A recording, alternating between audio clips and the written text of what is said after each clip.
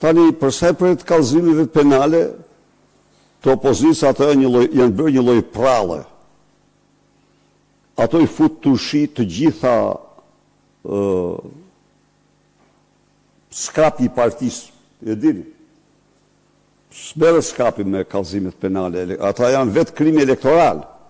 Altin Dumani është udhëheq krimin elektoral në skap bashkë me Edi Ramën.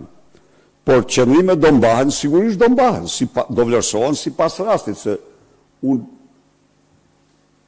nuk mund të them, nuk ka diskutim që do mbahet çdo qëndrim ligjor që i përket me majt, që i takon një force që i përmbahet shtetit ligjor.